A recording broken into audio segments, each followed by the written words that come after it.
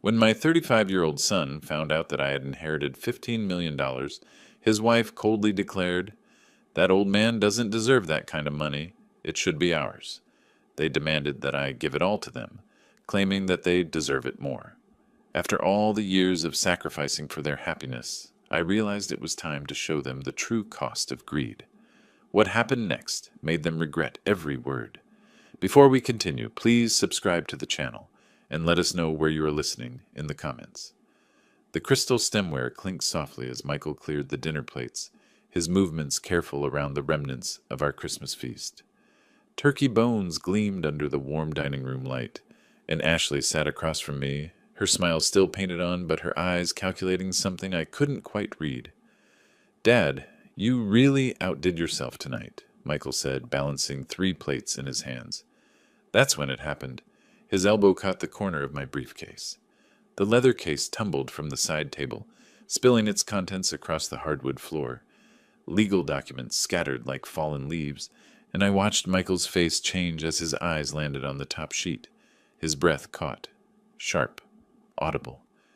15. He couldn't finish the sentence. I moved quickly, dropping to my knees to gather the papers, but Ashley was already leaning forward, her neck craned to see. The Christmas tree lights reflected off the white pages as I tried to collect them, my hands suddenly clumsy. "Dad?" Michael's voice cracked like a teenager's. Did I read that right?" Ashley's fork clinked against her plate as she set it down with surgical precision. "Read what right, honey?" I straightened, the documents pressed against my chest. "It's nothing that concerns—" $15 million? Michael's words tumbled out in a rush. "The inheritance document says $15 million. The silence that followed felt dense, like the air before a thunderstorm. Ashley's painted smile finally cracked, revealing something hungrier underneath. "Your brother?" she asked, her voice suddenly gentle, probing. "The one who passed away?" I nodded, settling back into my chair with the papers now safely in my lap. "Harold died 3 months ago. The estate finally cleared probate last week." Michael sank into his chair as if his legs had given out. 15 million. You never mentioned—" Ashley's hand found Michael's arm, her fingers drumming against his sleeve. "I mean, we knew your brother was successful, but—" I folded the papers carefully, deliberately. "Harold built his software company from nothing, sold it 2 years before he died." My voice sounded strange in my own ears, distant. "He never married? No children? I was his only family." Ashley's eyes never left the documents in my hands. That's incredible, Robert. What a blessing for you." The word "you" hung in the air like smoke. Michael was staring at his hands, and I could see the wheels turning in his mind. Ashley's grip on his arm tightened, her nails leaving small crescents in his shirt fabric. "Dad," Michael said slowly, "you don't need all that money. I mean, at your age—" The words hit me like cold water. I looked at my son, my only child, the boy I'd raised alone after Margaret died, and saw a stranger. "What exactly are you suggesting?" I asked. Ashley leaned forward, her voice taking on that honeyed tone she used when she wanted something. "We're family, Robert. Families should support each other. And with little Emma and Jake to think about—" She gestured vaguely toward the framed photos of my grandchildren on the mantel. "Their college funds, their future. We could really use some help," Michael added weakly, not meeting my eyes. I set the papers on the table between us, my movements deliberate. "The money just became available. I haven't even decided what to do with it yet. But surely you see that sharing would be the right thing." Ashley's mask was slipping, her sweetness becoming strained. "We're young. We have dreams, plans. We could actually do something meaningful with it." The grandfather clock in the hallway chimed 9 o'clock, its deep tones marking time that suddenly felt precious.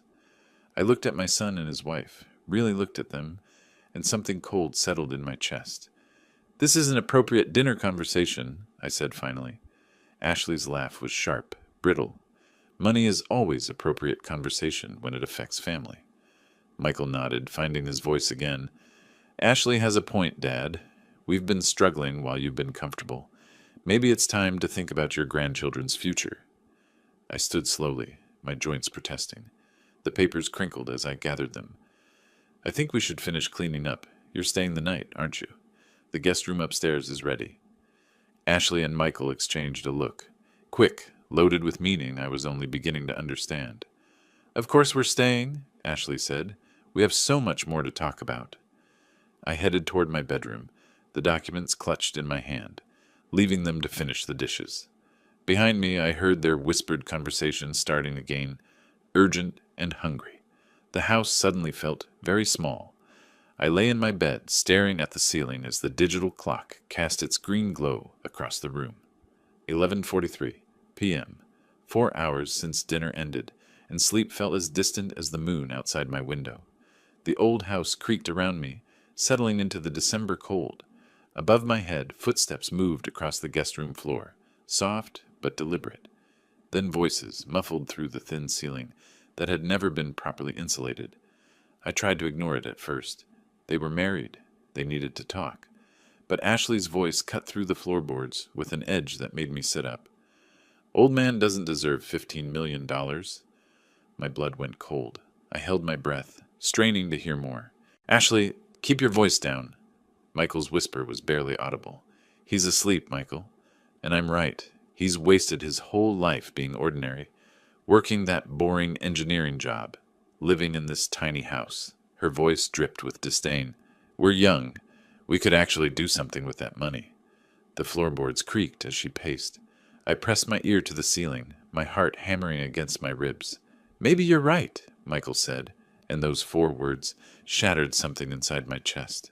"He has been pretty selfish with money lately. Remember when we asked for help with the car payments? He acted like we were asking for the world." Selfish. My son called me selfish. I gripped the sheets so hard my knuckles went white. "Exactly." Ashley's voice grew stronger, more confident. "We've struggled while he's been sitting comfortable. That inheritance should be shared. We deserve it more than he does." "But how do we convince him?" Michael asked. "You saw how he reacted tonight." "Leave that to me." Ashley's tone turned calculating. "Men his age can be influenced, especially when they're lonely. And if gentle persuasion doesn't work." She paused, and I heard her sit down on the bed above me. "We have options." "What kind of options?" "Legal ones. Think about it. He's getting older, maybe not thinking as clearly. We could contest his mental state, claim undue influence from Harold. There are precedents." My hands began to shake, not from fear, but from a rage so pure it felt like ice in my veins. "I don't know, Ashley. That seems extreme." $15 million, Michael. 15 million. That's extreme wealth for someone who'll probably be dead in 10 years anyway. The casual cruelty of it hit me like a physical blow. 10 years. That's all the life she figured I had left, and even that felt too long to her. "We could pay off the house, buy a new car, take that trip to Europe we've always talked about," she continued, her voice dreamy now. "Emma and Jake could go to private school. We could actually live." "What if he says no again?" Ashley's laugh was soft and dangerous. "He won't. Trust me, I know how to handle men like your father. He's been alone too long. He's vulnerable. A little guilt about not being there for his grandchildren. Some tears about our financial struggles. He'll cave." Above me, the bed springs squeaked as Michael joined her. "You really think we deserve that money more than him?" he asked. "I know we do. What's he going to do with it? Sit in this house and count it? We have our whole lives ahead of us. He's had his chance." The clock read 12:17 a.m. when their voices finally faded to whispers, then silence. I lay there until dawn broke through my curtains, processing every word, every casual dismissal of my worth, every cold calculation of my death. By the time I heard them stirring above me around 7 a.m., something fundamental had changed inside me. The loving father who had sacrificed everything for his ungrateful son was gone. In his place sat someone much more dangerous, a man with nothing left to lose and $15 million to protect. I got up and made coffee, my movements precise and methodical. The kitchen filled with the rich aroma, and I sat at my small table, waiting for them to come downstairs. They thought they knew me. They thought I was weak. They were about to learn how wrong they were. Steam rose from my coffee cup in the early morning light, but I couldn't taste anything. The kitchen felt different somehow, smaller, like the walls had moved closer during the night. Above me, I heard Ashley and Michael stirring, their voices low and conspiratorial. I closed my eyes and let myself remember. Margaret's hospital room 10 years ago, the machines beeping their steady rhythm while I held her cold hand. She was dying, and we both knew it, but Michael had only visited twice in 3 weeks. "Take care of Michael," she'd whispered, her voice barely audible. "But don't forget to live for yourself, Robert." I'd promised her I would. Another lie I'd told myself. When Margaret died, Michael had been too grief-stricken to help with funeral arrangements. I'd chosen the casket, written the obituary, organized the service. He'd shown up in a wrinkled suit, dry-eyed, and left immediately after the burial to process with Ashley. I'd grieved alone. Before that, college. 4 years of 80-hour weeks at the engineering firm, taking every overtime shift, every weekend project. $80,000 in student loans I'd co-signed, then paid myself when Michael couldn't find steady work after graduation. He'd graduated summa cum laude and thanked his professors, his girlfriend, his study group. He'd forgotten to mention me in his speech. I'd watched from the back row, proud and invisible. 5 years ago, the house. Michael and Ashley had been renting a cramped apartment, complaining constantly about noisy neighbors and thin walls. Ashley had dropped hints about home ownership like breadcrumbs, leading me exactly where she wanted me to go. "If only we had help with a down payment," she'd sighed. "The market is so competitive." I'd liquidated my retirement investment account. $150,000, my security, my future, handed over so they could have granite countertops and a 2-car garage. Ashley had said thank you once, then immediately started hinting about furniture money. I'd continued renting my 1-bedroom place while they hosted dinner parties in their spacious home. But the daily sacrifices hurt more than the big ones. $2,000 a month in emergency loans that were never repaid. Free babysitting every weekend while they went out to expensive restaurants I couldn't afford. Grocery shopping for their family during Michael's frequent unemployment spells.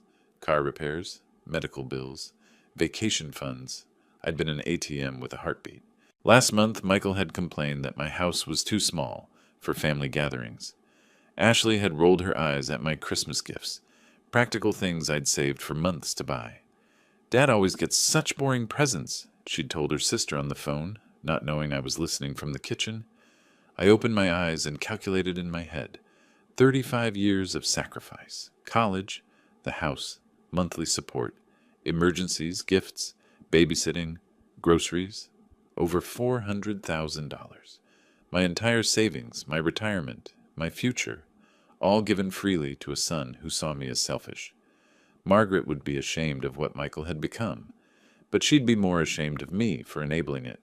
I'd created this monster by being too generous, by teaching Michael that love meant money, that family meant taking without giving back. Now they wanted my brother's inheritance too. $15 million they'd never earned, never deserved. The coffee had gone cold in my hands. Sunlight streamed through the kitchen window, illuminating the photo of Margaret on the counter. Her smile looked sad in the morning light, disappointed. I heard footsteps on the stairs, Ashley's heels clicking against wood, Michael's heavier tread behind her. They were coming down for breakfast, ready to continue last night's conversation. But the man who'd overheard their plans wasn't the same man who'd raised an ungrateful son. That generous, naive father had died somewhere between midnight and dawn. In his place sat someone harder, someone who'd finally learned that love without respect was just exploitation. I took a deep breath and prepared to meet my family for what might be the last time. They thought they were coming down to manipulate a lonely old man. They were about to meet someone much more dangerous, a father who'd finally stopped giving. Ashley entered my kitchen like she owned it, her heels clicking against the linoleum with sharp precision. She'd dressed carefully, a soft blue sweater that made her eyes look innocent, her hair pulled back in a way that suggested vulnerability. She was preparing for war. "Good morning, Robert," she said, her voice honey-sweet. "You're up early?" Michael shuffled behind her, avoiding my eyes. His shoulders were hunched, defensive, like a boy caught stealing from the cookie jar. "Couldn't sleep?" I said simply, gesturing to the coffee pot. "Help yourselves." Ashley poured 2 cups, her movements graceful and deliberate. This big house must get lonely sometimes. All these empty rooms? Just you rattling around? I sipped my coffee and said nothing. We've been thinking, she continued, settling into the chair across from me, about last night, about your inheritance. Have you? Michael finally met my eyes, then quickly looked away. Ashley has some good points, Dad, about family, about sharing blessings. Ashley's hand found his arm, her fingers stroking encouragingly. We're not asking for charity, Robert. We're talking about family responsibility. You raised Michael to work hard, to build a future. But sometimes even hard-working people need help. I set down my cup with deliberate care. And what kind of help are you thinking about? Her smile widened, predatory. Well, you don't really need $15 million, do you? I mean, at your age, what would you even do with all that money? That's not really your concern? The sweetness in her voice took on an edge. But it is our concern, Robert. We're family, and family looks out for each other. Michael leaned forward, finding his courage. Dad, think about Emma and Jake. Their college funds, their future. Don't you want to help your grandchildren? I've been helping them their entire lives. I've been helping you both for decades. Ashley's mask slipped slightly. Sure, you've helped here and there. But this is different. This is real money. Life-changing money. For whom? For all of us. Her voice rose. Then she caught herself, forcing the smile back. We're young, Robert. We have dreams, plans. We could actually do something meaningful with that inheritance. I stood slowly, walking to the window that overlooked my small backyard. The December morning was gray and cold, matching my mood. You know what I think, I said without turning around. I think you both believe you deserve my brother's money more than I do. The silence behind me was deafening. That's not, Michael started. Yes, it is. I turned to face them. You think I'm too old? Too ordinary? Too boring to deserve $15 million? You think I'll just let it sit in a bank while you could be living your dreams? Ashley's composure cracked. Well, wouldn't you? What are you going to do with it, Robert? Buy a bigger house? Travel the world? You've never wanted anything. Maybe that's because I spent 35 years wanting things for my son instead. Michael flinched as if I'd slapped him. We deserve some of that money, Ashley continued, her voice hardening. We've struggled while you've been comfortable. We're the ones with young children, with futures to build. You're just going to hoard it like some old miser. Based on what do you deserve it? I asked quietly. Based on being family, she snapped. Based on being young and full of potential instead of old and useless. The words hung in the air like poison gas. Michael's eyes widened, realizing his wife had gone too far. Ashley, he whispered, but she was past caring about masks. It's true, isn't it? What's he going to do with $15 million except count it? We could actually use it. I walked back to the table, my movements calm and measured. Is that what you both think? That I'm old and useless? Michael couldn't look at me. Dad, that's not what she meant. Yes, it is. I sat down across from them. And you agree with her, don't you, son? You think you deserve your grandfather's money more than your father does. Maybe we do, Michael said quietly, and there it was, the truth finally spoken in daylight. Ashley reached across the table, her hand grasping for mine.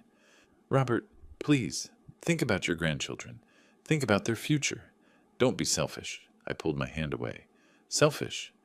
We'll contest this legally if we have to, Ashley said, desperation creeping into her voice. You're getting older, maybe not thinking as clearly. Harold might have unduly influenced you somehow. I stood up, my chair scraping against the floor. Get out. They froze. Get out of my house. Now. Ashley's mouth fell open. Robert, you can't be serious. Pack your things and leave, both of you. Michael half rose from his chair. Dad, please, let's talk about this reasonably. There's nothing reasonable about what you're asking. There's nothing reasonable about what you think you deserve. I walked to the front door and opened it. You have 10 minutes. I watched from the window as they threw their belongings into their car. Ashley's face twisted with rage, Michael looking confused and lost. Ashley slammed her door hard enough to rattle the windows. As they drove away, Ashley's words floated back to me through their open window. This isn't over, you selfish old bastard. I stood in my empty house, surrounded by silence, and smiled for the first time in hours.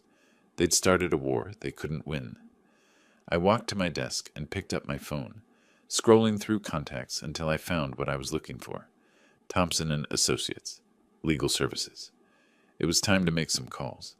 3 weeks of blessed silence had lulled me into believing they'd accepted defeat. I sat in my favorite armchair, reading the morning paper with my coffee steaming beside me when the doorbell shattered my peace. The man at my door wore a crisp uniform and carried a clipboard thick with official-looking papers. Robert Anderson. Yes? Legal documents requiring your signature. He held out the clipboard with practiced efficiency. Sign here, please. My hand trembled slightly as I signed. The envelope felt heavy, ominous. I watched his car disappear down the street before closing the door. Inside the envelope, legal letterhead caught the light. Petition for determination of incapacity. Stared back at me in bold letters. My vision blurred as I read further. Petitioners Michael R. Anderson and Ashley M. Anderson hereby request this honorable court to determine that respondent Robert D. Anderson lacks the mental capacity to manage his financial affairs. The words swam on the page. Dementia. Irrational decisions. Unable to manage affairs. They were trying to have me declared mentally incompetent. I sank into my kitchen chair, spreading the documents across the table with shaking hands. The court date glared at me. February 8th, 2025. Less than 3 weeks away. Attached were witness statements from neighbors I barely knew, claiming they'd observed concerning behavior and signs of cognitive decline. Mrs. Patterson from 2 houses down supposedly witnessed me talking to myself in the yard and forgetting to bring in my mail for days. I'd never spoken to Mrs. Patterson beyond polite greetings. The medical evidence came from Dr. Patricia Williams, who claimed I showed significant signs of dementia during a consultation I'd never attended. According to her report, I was confused about basic financial concepts and unable to recall recent events. My hands clenched into fists. They'd forged everything. But the cruelest blow came on page 4. Petitioners have secured respondents' assets totaling $500,000, pending this court's determination to prevent further financial harm. They'd frozen $500,000 of my money, my checking account, my savings, my investment portfolio, locked away based on lies. I read the petition 3 times, each reading stoking my fury higher. They weren't just trying to steal my inheritance. They were trying to destroy my independence, my dignity, my very identity as a competent human being. The phone felt cold against my ear as I dialed Thompson and Associates. Sarah, it's Robert Anderson. I need your help immediately. Robert, what's wrong? You sound... They're trying to have me declared mentally incompetent.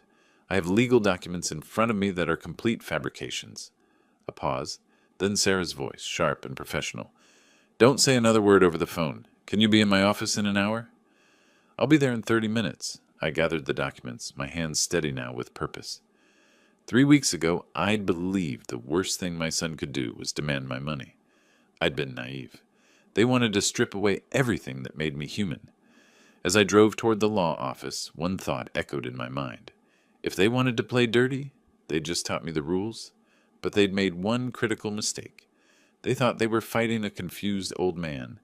They were about to discover they'd declared war on someone with nothing left to lose and 15 million reasons to fight back. I arrived at Thompson and Associates 15 minutes early, carrying a leather folder I'd organized through the sleepless night. Sarah Thompson's office smelled of leather and coffee, its walls lined with law books that suddenly felt like weapons in my arsenal. Show me everything, Sarah said, settling behind her desk with reading glasses perched on her nose. I opened my folder methodically. Bank statements for the past 5 years. Every transaction documented and categorized. Investment portfolios showing consistent, intelligent management. Medical records from my annual checkups.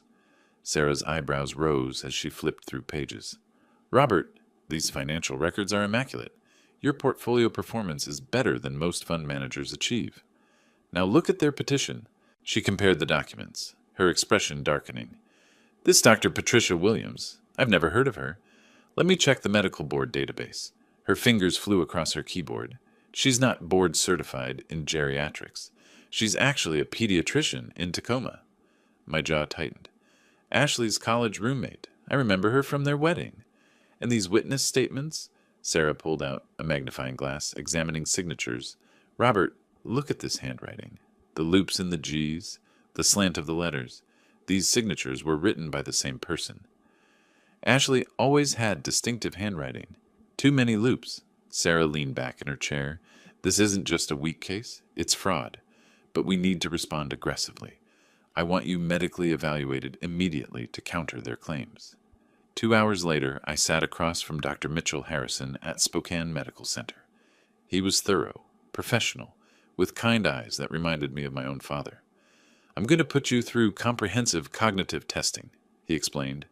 Memory, reasoning, problem-solving, mathematical abilities, the works. The tests felt like mental gymnastics. Pattern recognition, word association, mathematical calculations, short and long-term memory assessments. I found myself enjoying the challenge, my engineering mind clicking through problems with precision I hadn't felt in years. Robert, Dr. Harrison said, reviewing my results, your cognitive function is not just normal for your age, it's exceptional. Your working memory scores are in the 95th percentile. I'd be happy to testify that you're sharper than most 40-year-olds I evaluate. Back at Sarah's office, she spread my medical results alongside the forged petition. This is beautiful, Robert. Their case isn't just weak. It's insulting to anyone with legal training. I pulled out my phone and showed her screenshots I'd taken overnight. I recorded several conversations with Michael and Ashley over the past 2 years. Washington is a one-party consent state. Sarah's eyes lit up. What kind of conversations? Ashley discussing my money, calling me selfish for not giving them more. Michael agreeing with her, talking about what they'd do with my inheritance. And the night after Christmas, I recorded them through the ceiling, planning this whole scheme. Robert, you've just handed me everything we need to not only dismiss their petition, but file criminal charges for fraud and elder abuse.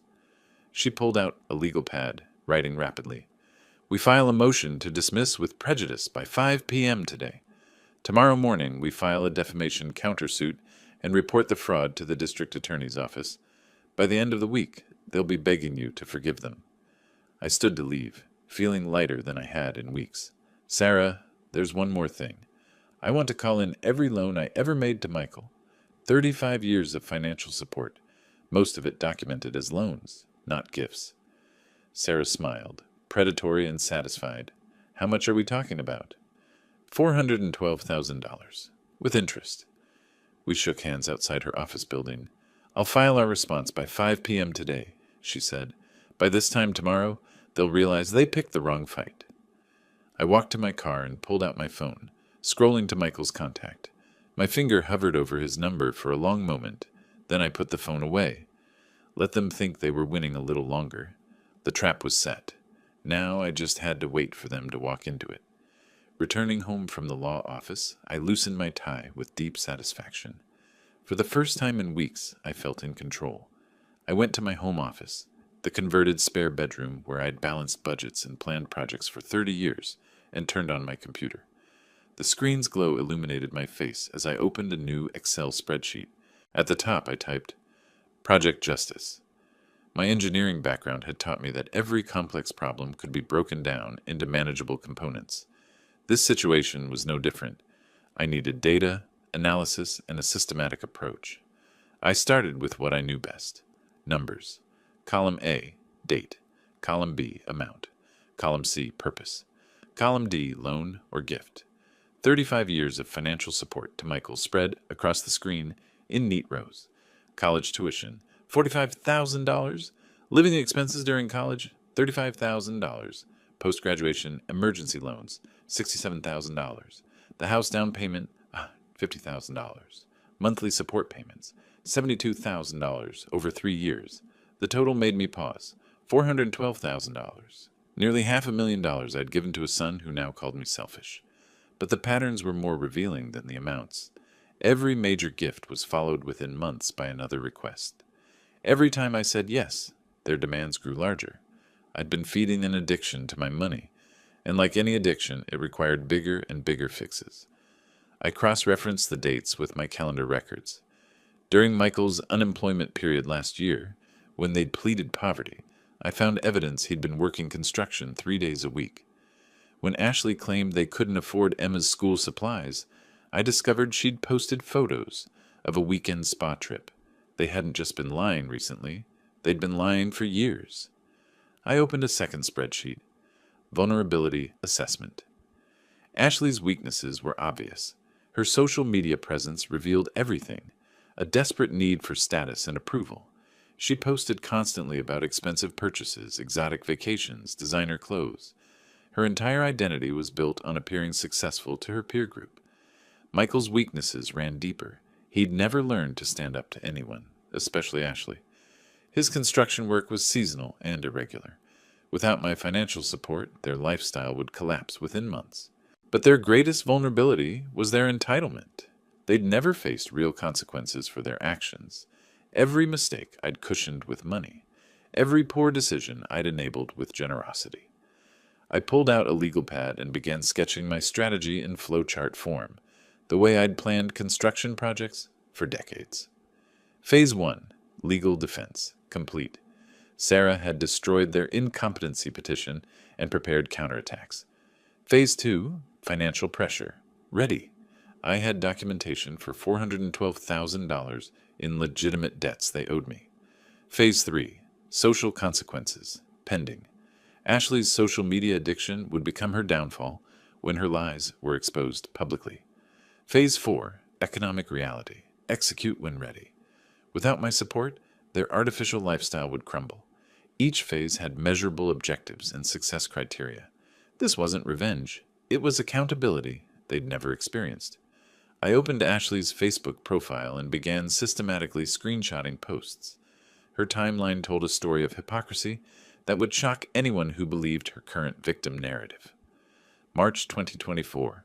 Photos from Cabo Vacation captioned, "Living our best life," posted the same week they'd asked me for grocery money. June 2024. Ashley showing off $300 shoes, complaining about people who hoard money instead of enjoying life. September 2024.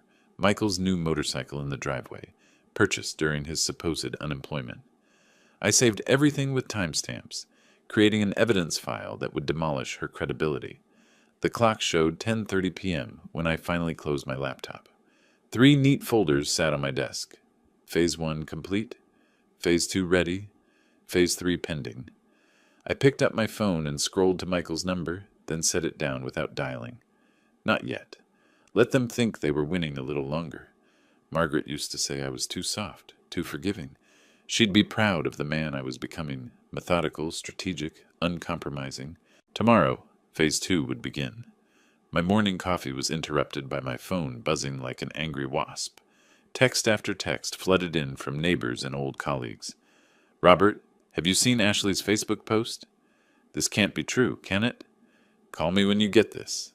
I opened Facebook reluctantly, unprepared for what I found. Ashley's post sat at the top of my feed, already shared 47 times in 3 hours. The headline read, "Heartbroken by family elder abuse. Please share." Below it, she'd crafted a masterpiece of manipulation. Photos of empty kitchen cabinets, overdue utility bills, her children looking sad in worn clothes. The text told a story that bore no resemblance to reality, but felt emotionally devastating. My father-in-law inherited $15 million, but refuses to help his struggling family. While he hoards his wealth, my children eat cereal for dinner and worry about losing their home. He's turned his back on the grandchildren who love him, choosing money over family. Please pray for us during this difficult time. 89 comments of support and outrage had already accumulated. How could he be so heartless? Those poor babies. Money changes people. Someone should report him to social services. My hands shook as I screenshotted everything, documenting the lies with timestamps, but the damage was already spreading through our small community like wildfire. 20 minutes later, my phone rang. Margaret Patterson, my neighbor for 15 years. "Robert, I don't understand what's happening with your family." "Margaret, there's more to this story than what's online. But those photos of the children, they look so thin, so sad." I closed my eyes. "Margaret, have you seen Emma and Jake recently? At the grocery store? The park?" A pause. "Well, no, but..." They're healthy, well-fed children. Ashley's using old photos, probably from when Emma had the flu last winter. But I could hear the doubt in Margaret's voice. The emotional manipulation was working perfectly. At the grocery store that afternoon, conversation stopped when I approached. The cashier, who'd always been friendly, avoided eye contact. My neighbor Jim crossed the street rather than acknowledge me. Ashley's narrative was spreading faster than I could counter it. Social media had weaponized gossip, turning my community against me based on carefully crafted lies. That evening, I settled in for systematic research. If Ashley wanted to fight with social media, she'd chosen the wrong battlefield. I had 30 years of engineering problem-solving skills and unlimited time to deconstruct her lies. I opened her profile history, scrolling back through months of posts. The contradictions were staggering. December 15th, 2024. Just booked our Christmas ski trip. Can't wait for family fun in Aspen. Posted 5 days before she demanded my inheritance to feed the children. November 28th, 2024. Ashley showing off her new designer handbag collection worth easily $2,000. Posted during their supposed financial crisis. October 10th, 2024. Michael's hunting photos with expensive new equipment. Captioned, "New gear for the season." Posted while they were behind on mortgage payments. I cross-referenced her posts with their requests for money, creating a timeline that exposed her hypocrisy. Every claim of poverty was contradicted by evidence of extravagant spending. But Ashley's masterpiece was her friend network, dozens of equally entitled suburban mothers who fed off drama and outrage. They shared her posts without fact-checking, adding their own embellishments to the story. "I always knew there was something off about that old man," wrote her friend Jennifer. "Rich people are so selfish," added Maria. "Those children deserve better." I screenshotted everything, building a comprehensive file of their lies and contradictions. But more importantly, I was learning the rules of their game. They thought social media was about emotions and manipulation. They were right. But they'd forgotten that every post, every comment, every share left digital fingerprints that could be traced, documented, and used as evidence. By 11 p.m., I had 47 screenshots of contradictory posts, 23 examples of financial hypocrisy, and 15 instances of outright lies about their circumstances. My phone showed 23 missed calls from community members, some concerned, others accusatory, but I didn't respond. Not yet. I opened my laptop and began typing. To my friends and neighbors. Then I stopped, deleting the words. Tomorrow would be soon enough. Let Ashley dig herself deeper first. Every lie she told, every exaggeration she shared, every manipulation she posted was ammunition for my eventual response. She thought she was winning the war for public opinion. What she didn't realize was that she was creating the evidence that would destroy her credibility completely. The trap was almost ready. I just needed her to walk a little deeper into it. The community center buzzed with unusual energy as I arrived for our monthly neighborhood association meeting. Ashley had requested this gathering focus on elder abuse awareness, her final trap, she believed. But I'd also requested 15 minutes to address recent misunderstandings. My manila folder, labeled Financial History, 1995-2025, felt substantial in my hands. Ashley had transformed the front of the room into a dramatic presentation space. Poster boards displayed blown-up photos of empty cabinets, overdue bills, and sad-looking children. Her props told a story that would move any sympathetic heart. "Thank you all for coming," she began, her voice trembling with practiced emotion. "I never thought I'd have to expose family business publicly, but when children are suffering—" 30-plus neighbors filled the folding chairs, their faces already softening with sympathy. Ashley knew her audience well. She gestured to her displays. "These photos show the reality of financial elder abuse. While my father-in-law hoards $15 million, our children eat cereal for dinner. Our electricity was nearly shut off last week." Murmurs of outrage rippled through the crowd. How terrible. Those poor babies. Something should be done. I sat quietly in the back row, taking notes, waiting my turn. "I have documentation proving everything," Ashley continued, holding up official-looking papers. "Bank statements showing his excessive wealth, while we struggle for basic necessities. medical records proving his declining mental state, witness statements from concerned neighbors. The performance was masterful. By the time she finished, half the room was ready to call social services on my behalf. "Mr. Anderson," said Margaret Patterson, the meeting chair, "Ashley has requested we address this serious situation. Would you like to respond?" I stood slowly, carrying my folder to the podium Ashley had just vacated. Her confident smile suggested she believed she'd already won. "Thank you, Margaret. I do have some things to share." I opened my folder with deliberate care. Ashley mentioned documentation. I've brought 30 years of financial records. Let's examine the actual facts. I spread bank statements across the display table. These show monthly transfers of $2,000 to Michael Anderson for the past 3 years. That's $72,000. The room's energy shifted slightly. Ashley's smile faltered. "This receipt shows a $150,000 down payment for Michael and Ashley's house, paid from my savings account in September 2019. More murmurs, but different now, confused, questioning. College tuition payments, $45,000. Living expenses during his education, $35,000. Post-graduation emergency loans, $67,000. I could see neighbors doing mental arithmetic, their expressions changing. The total financial support I've provided to my son and daughter-in-law over 35 years, $412,000. The silence was profound. Now Ashley mentioned social media documentation. I connected my laptop to the community center's projector. Let's look at some of her Facebook posts.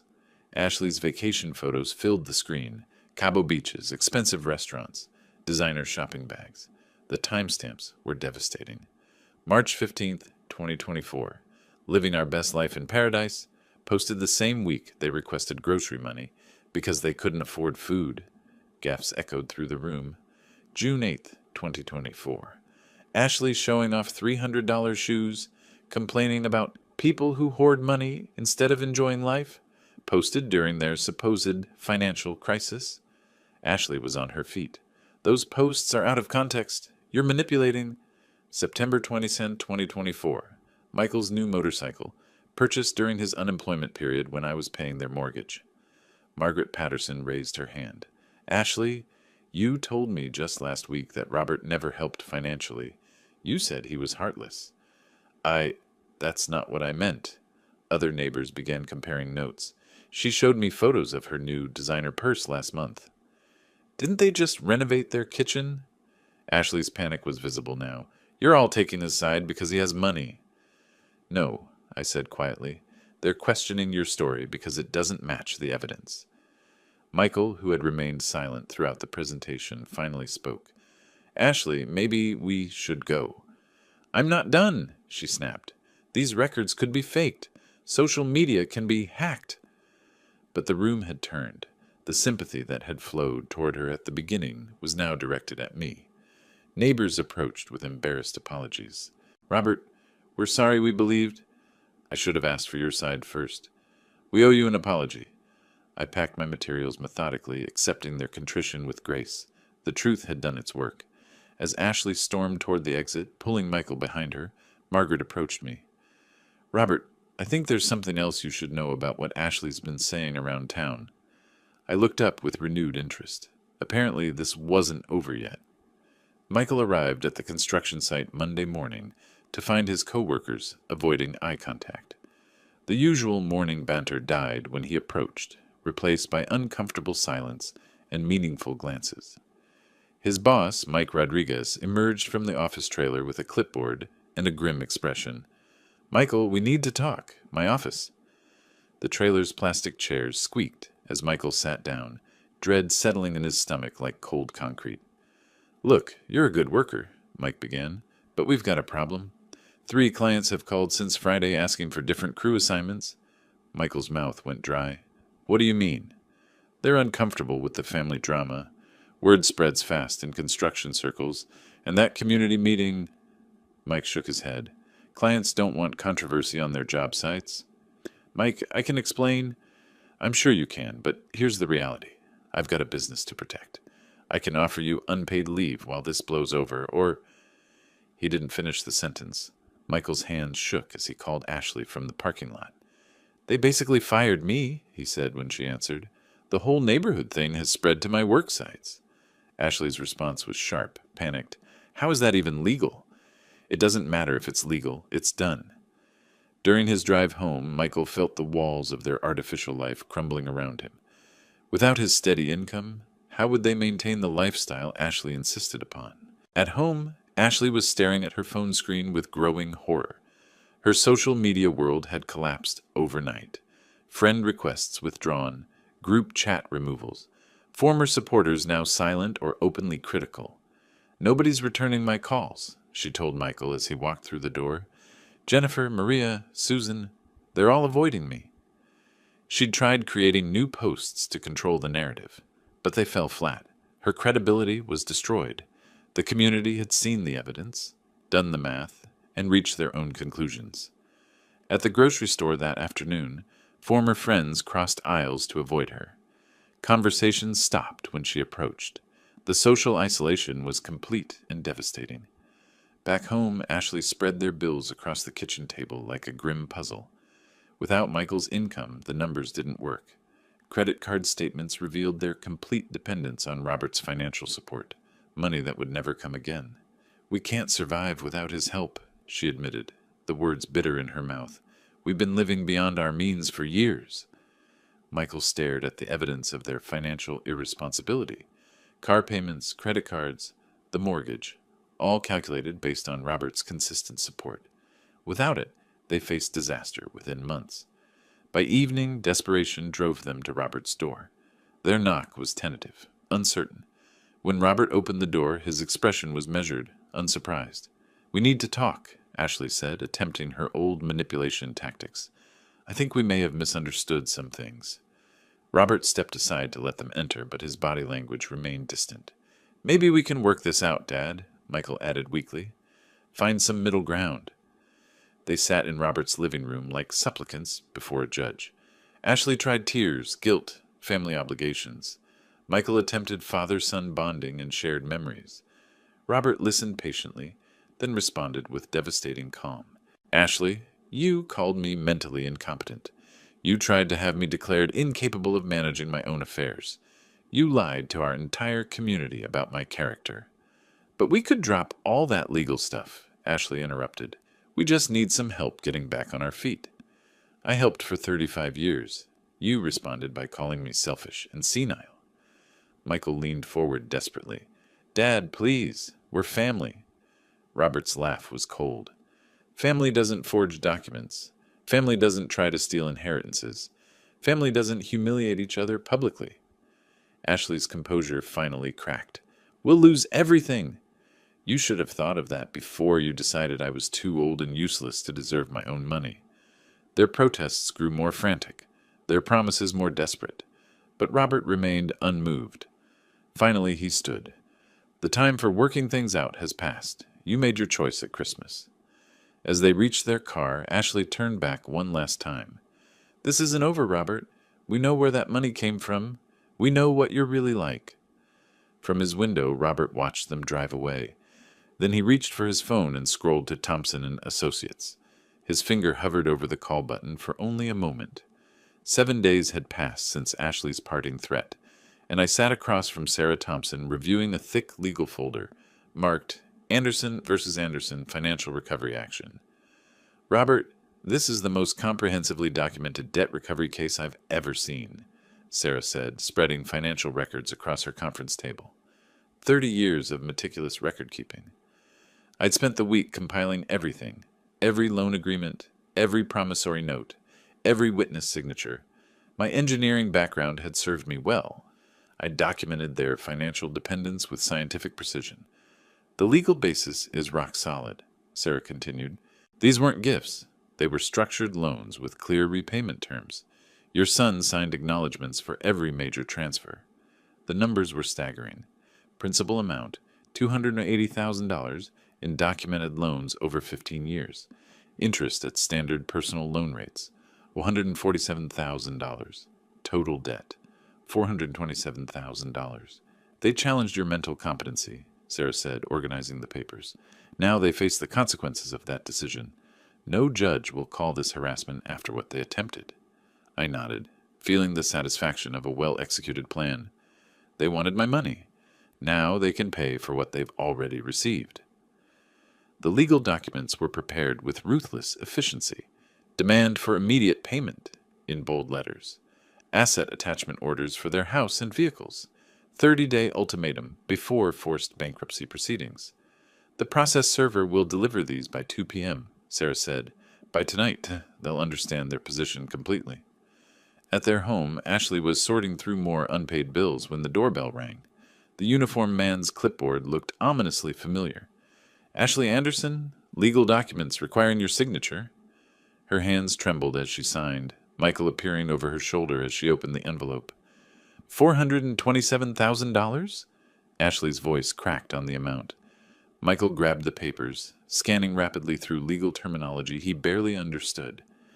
Dad kept records of everything. Every loan, every payment, every promise to repay. They called 3 different lawyers that afternoon. Each consultation confirmed their worst fears. These appear to be legitimate promissory notes, their attorney explained. The documentation is extensive. The interest calculations are standard. Your father has legal standing to collect. Ashley paced their living room frantically. He planned this whole thing.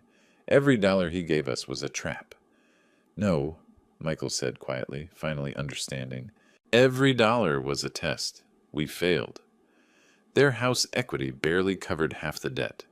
Their cars were worth maybe $30,000 combined. Ashley's designer possessions couldn't dent the remaining balance. The bankruptcy lawyer was blunt. You have 30 days to negotiate or face forced liquidation of assets. Your father holds all the leverage. That evening, I sat in my study reviewing the completion of my strategic plan. Sarah called with an update. Documents delivered successfully. Their lawyer has already reached out, asking about negotiation possibilities. I leaned back in my chair, thinking of Margaret's final words before she died. Take care of Michael, but don't forget to live for yourself. For 35 years, I'd forgotten that second part. I'd enabled their entitlement, funded their ingratitude, and accepted their disrespect. No more. My phone rang at 6 p.m. The caller ID showed Michael's son. I stared at the display for 3 rings, remembering Christmas dinner, remembering their midnight plotting, remembering Ashley's lies to our community.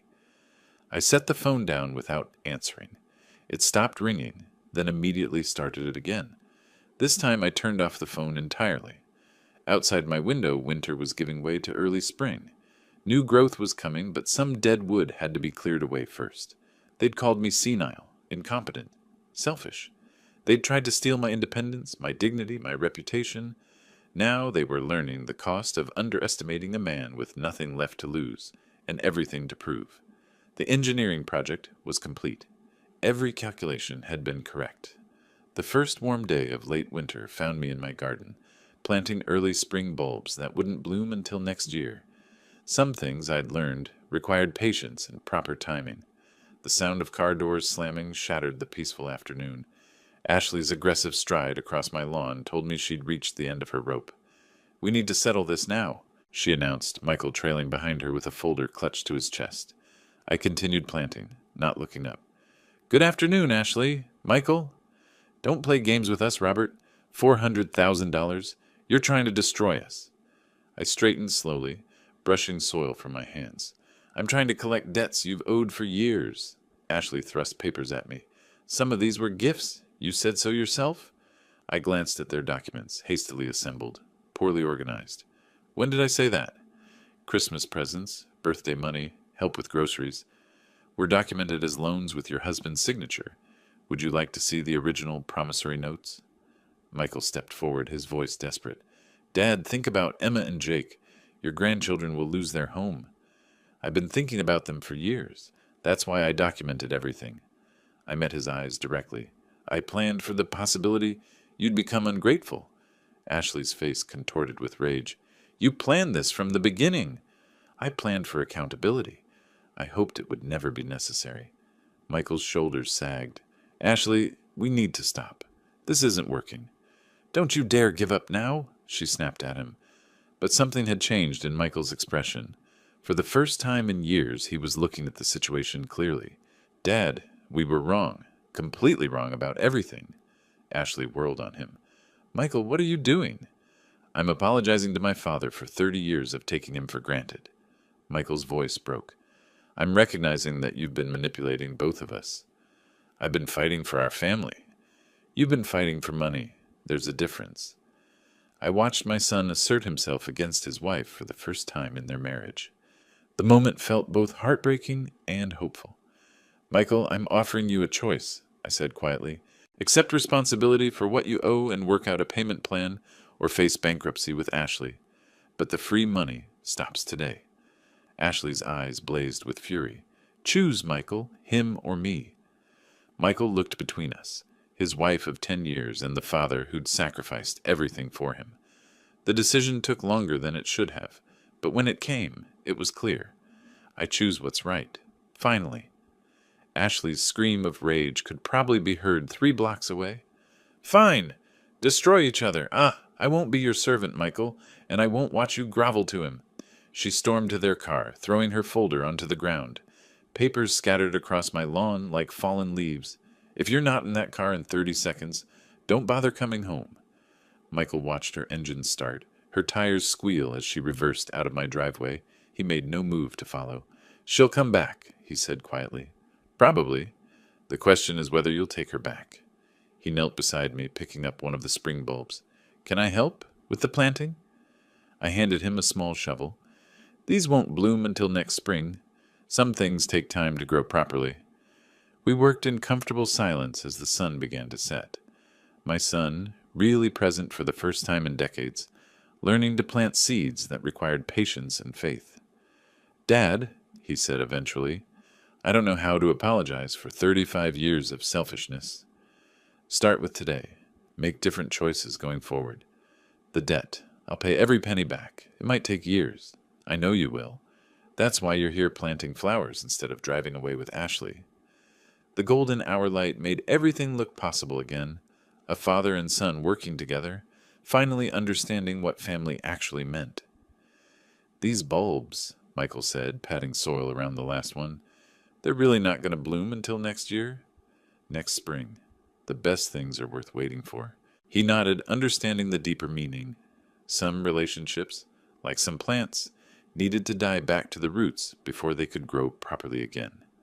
As darkness settled over my garden, I looked at the neat rows of planted bulbs and felt something I hadn't experienced in years, hope for the future. Real family love required respect, not just obligation. It demanded accountability, not just forgiveness. For the first time in decades, I had both. If you like this story, please like this video, subscribe to the channel, and share your impressions of this story in the comments. To listen to the next story, click on the box on the left. Thank you for watching.